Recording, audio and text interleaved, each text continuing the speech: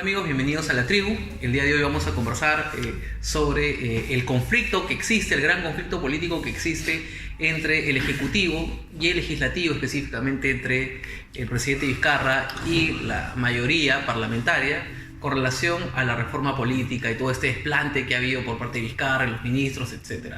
Jorge, ¿qué impresiones sobre lo que ha sucedido esta semana, no? Mira, en primer lugar yo creo que existe cierto desconocimiento por parte de la población de qué consiste estas reformas que está planteando Vizcarra, porque se cree, y lo he escuchado en muchas personas, que lo que pretende dentro de este abanico de proyectos, que en total son 12, y que el que ha sido más en discusión, más en boga, que es ese asunto de la inmunidad, que lo que decía, que la gente piensa que es que se le quiere quitar la inmunidad a los parlamentarios, cuando eso no es así. No es que se quiera quitar la inmunidad a los parlamentarios, sino que la capacidad de evaluar quién decide sobre si se debe quitar o no la inmunidad para que esta persona sea sometida a un proceso judicial, la determine o el legislativo o, como propone Vizcarra, o el ejecutivo, sea el poder judicial. Esa es la discusión que realmente está en discusión, y no si se debe quitar o no la inmunidad, que hasta incluso sería interesante pues saber cuál sería la opinión de la gente. En este contexto, les pregunto a ustedes, ¿consideran que está bien que sea el Ejecutivo que evalúe si se le debe privar la inmunidad para determinados procesos judiciales a los congresistas o no? Más bien que se mantenga así tal cual está, que sea el mismo Legislativo que decisión, que voten ellos mismos, consideren que debe permanecer o no la inmunidad. ¿Qué opinas, Gianfranco? Bueno, en primer lugar, tenemos que tener en cuenta, y creo que esa es estamos de acuerdo todos en que este Congreso pues es paupérrimo, tanto en formas y fondos. No podemos avanzar con un tipo de Congreso así y con los parlamentarios que tenemos. Eso es cierto. Pero al tema, si se debe mantener así tal cual está o no, o el Poder Judicial, o en todo caso de repente tú propones otra figura, sea quienes decidan porque se mantenga o no la inmunidad de los parlamentarios en procesos judiciales. No, yo creo que la Corte Suprema no. Deberían ser los propios parlamentarios. Ah, sí, mira. Sí, yo creo que sí. Porque el problema aquí es que estamos mezclando el Congreso como institución, como poder del Estado independiente, que es el primer poder del Estado por la importancia que tiene, y estamos asociándolos con el nivel de congresistas que actualmente tenemos. Entonces, claro, son nuestros congresistas actuales. Yo creo que lo que toca es que la población aprenda la lección y se dé cuenta con estos 5 años, porque yo espero que acaben los 5 años y que sea un aprendizaje para escoger mejor. Y con unas mejores personas dentro del Congreso, yo creo que no van a ser necesarios estos cruces entre poderes para decidir sus autonomías. Okay. ¿Tú qué piensas, César? Mira, yo estoy a favor de que se regule, de que se modifique la inmunidad parlamentaria. ¿Por qué? Porque lo que nosotros tenemos es un sistema presidencialista, pero que tiene muchos rasgos de parlamentarismo, ¿no? Y veo que hay muchas posiciones, muchas prerrogativas por parte del Congreso. Yo creo que el Congreso, si bien es cierto, es un reflejo de lo que nosotros somos como ciudadanos, nos guste o no. Nosotros somos un poco lo que está reflejado ahí. Veo que este Congreso para mí es uno de los peores de la historia, si no el peor. Okay. De los pedidos que han habido en la historia, ¿no? Que han, desde los 90 me parece que se ha contabilizado que de los 100 pedidos de levantamiento de inmunidad solamente se han otorgado 10. Esto es histórico. Sí, me parece que desde los 90 ha habido algunos estudios, pero incluso cuando se ha pedido información al Congreso... Lo que pasa es que quiero resaltar que es histórico y no solamente que responde a la coyuntura de este Congreso. A lo que voy es... la inmunidad se ha utilizado como impunidad históricamente, tan es así que de 100 casos, solamente de 100 pedidos de levantamiento de inmunidad, solamente en 10 casos se ha conseguido. Entonces, el 10% de toda esa masa es realmente una muestra de cómo se está utilizando indebidamente esta institución, ¿no? Que mucha gente ha utilizado el Congreso para utilizar la inmunidad y reelegirse para continuar utilizando la inmunidad, con lo cual ya tenía una primera pérdida cuando ha salido lo de la no reelección, ¿no? Entonces yo considero que al margen de que se deben respetar las instituciones, en el Perú hay una clase política que está en franco deterioro, y eso lo vemos por las investigaciones. y hay una necesidad de hacer una modificación. Y yo sí estoy a favor de que la inmunidad parlamentaria sea levantada por parte de la Corte Suprema y no del Congreso. El caso Donaire me parece un ejemplo típico, ¿no? La Corte Suprema, el Poder Judicial que indicó, ¿no? El Poder Judicial indicó, corresponde que una sentencia que se haya emitido se tenga que cumplir. Y el Congreso lo que dijo, bueno, no, esperemos hasta que haya un pronunciamiento firme, ¿no? Ok, entonces, a ver, vamos un poquito más allá. Entonces yo estoy a favor de... ¿Tú no estás de acuerdo con que el Poder Judicial sea el que evalúe el levantamiento de la inmunidad y tú sí estás de acuerdo? Pero te hago otra consulta adicional sobre lo que habías comentado. ¿Estarías de acuerdo con que no exista la inmunidad parlamentaria como existe en varios países que sobre todo regulan esta figura del common law? Mira, es interesante lo que tú comentas porque los especialistas han comentado que en Latinoamérica, en México y Perú, tienen los regímenes de inmunidad parlamentaria más rígidos y más amplios. Y en México también ha habido casos como en el Perú, ¿no? Donde ha habido un abuso, ¿no? Entonces, yo en principio estoy a favor de una modificación radical de la inmunidad parlamentaria para evitar que se termine convirtiendo en impunidad. Pero no estoy a favor de desaparecerla porque eso podría dar lugar a persecuciones políticas, porque si bien es cierto tenemos un Congreso repleto de gente cuestionada, también tenemos la posibilidad de que en el Ejecutivo llegue gente cuestionada. Bueno, ya ha habido gente cuestionada, ¿no? Los presidentes investigados, ¿no? PPK, que fue elegido, tuvo que renunciar porque prácticamente iba a ser vacado, etcétera, ¿no? Entonces, eliminar la inmunidad parlamentaria no es algo... Entonces, ¿está de acuerdo con la propuesta de Vizcarra? Con la propuesta del Ejecutivo. Con la propuesta de la Comisión, toda esta, ¿no? Que finalmente ha sido presentada por el Ejecutivo. Entonces, yo creo que es importante... me parece que al menos estamos de acuerdo en que hay que modificar los alcances actuales de la inmunidad, ¿no? Sí, pero por lo que comentó Gianfranco, pareciese que no, quería preguntarte. Así, va a ser bastante puntual y concreto. ¿Estás de acuerdo con este aforismo filosófico de que Otorongo no come otorongo?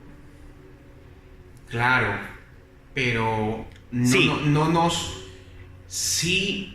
Entonces, si sí estás de acuerdo con esa premisa de que Otorongo no come otorongo, y que normalmente, si bien es cierto, este dicho se utiliza para los congresistas, se suele o se puede extrapolar para la sociedad en general, porque una persona en un determinado grupo social, como en este caso viene a ser el Congreso, es difícil que voten en contra de otro congresista porque saben que puede ser una suerte de círculo vicioso. De repente yo estoy en esta posición ahora de poder juzgar y cuando me toca a mí, oye, acuérdate porque por si acaso yo te salvé. Eso por un lado y en el mejor de los casos. Claro. Pero en otro caso podría ser que esa persona hipoteque su voto justamente porque a otro grupo parlamentario bastante fuerte, bastante poderoso, lo está salvando.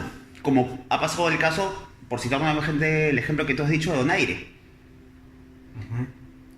De acuerdo. Y eso yo creo que es indistinto de la calidad de personas que en concreto puedan estar dentro de un parlamento.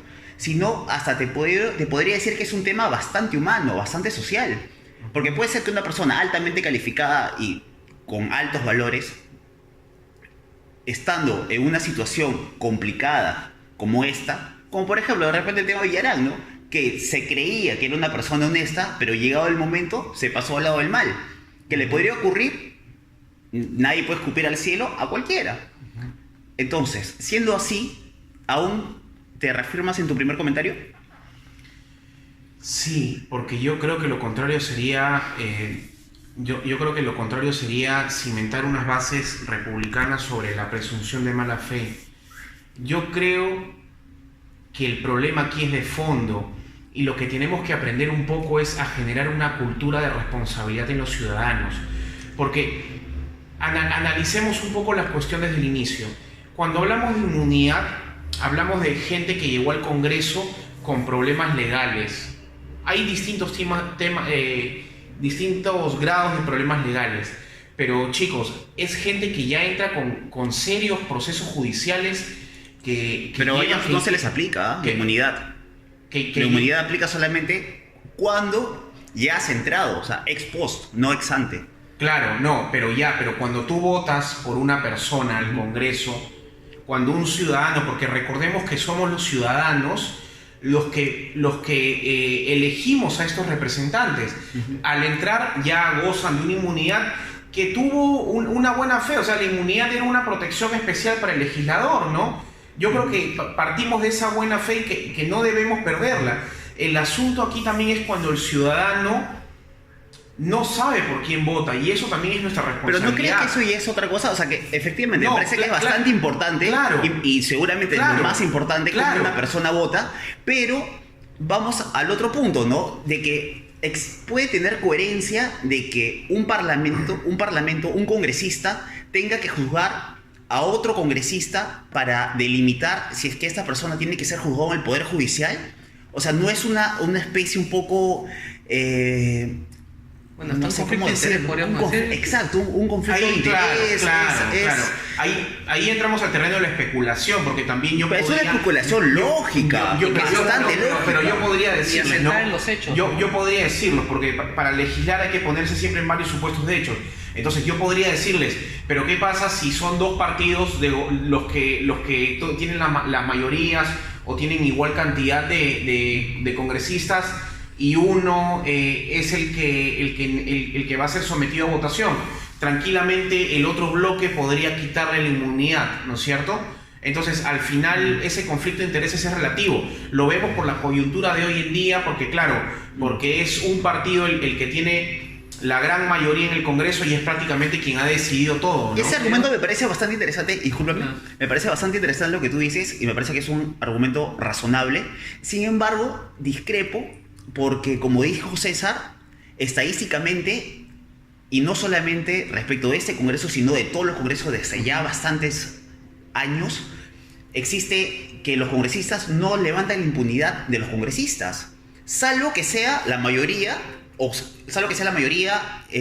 aplastante del Congreso, le levanta la inmunidad a un congresista de menor valía o de menor importancia en cuanto a su voto. O enemigo, ¿no? O enemigo político, o en todo caso porque ya de repente los hechos son demasiado flagrantes, y no lo puedes tapar. Sí, mira, yo creo que el caso de Donaire es un caso ejemplar por lo malo, porque en este caso lo que tenía que ocurrir es que se levante la inmunidad y se aplique lo que estaba solicitando la Corte Suprema. Pero lo que hizo el Congreso fue no aplicar la ley y protegerlo. Entonces tú aquí ves de que la inmunidad, tal como está planteada, tal como está regulada, ni siquiera se está cumpliendo, porque los congresistas no están cumpliendo con la ley y lo están tapando por algún tipo de favor que él luego les ha estado pagando, que podría haberles estado pagando, ¿no? Así es. Entonces yo creo que en ese sentido, como quiera que fuere, la inmunidad parlamentaria, tal como está regulada hoy, tiene que ser modificada. Sí, yo también pienso lo mismo. Y no solamente tenemos el caso de Donaire actualmente, sino también el caso de Vieira, que es bastante claro, elocuente, existe el audio.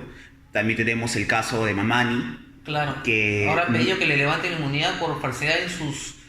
habría mentido en su hoja de vida sobre sus estudios en el colegio. Además. Bueno, entonces, los dos estamos de acuerdo con que se debería modificar. Yo también comparto contigo de que no se debería levantar la inmunidad siempre en todos los casos, sino que exista en este caso, concuerdo con que sea el Poder Judicial, un poder del Estado ajeno, que es quienes sean los que se encarguen de determinar esto. Pero tú, Gianfranco, pues te mantienes en lo mismo, ¿no es cierto?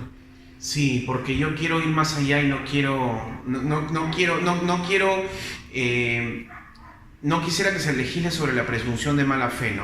Yo creo que lo que tenemos que hacer es escoger un mejor Congreso con personas idóneas que actúen de acuerdo a los valores constitucionales, ¿no? Okay. Bueno, estas son las conclusiones a las que hemos llegado. Espero que hayan disfrutado del video, y si es que les ha gustado, le den un like y nos ayudarían bastante que compartan esta información, esta documentación, esta pequeña charla sobre lo que nosotros hemos conversado. ¿No? Sí. Muchas gracias.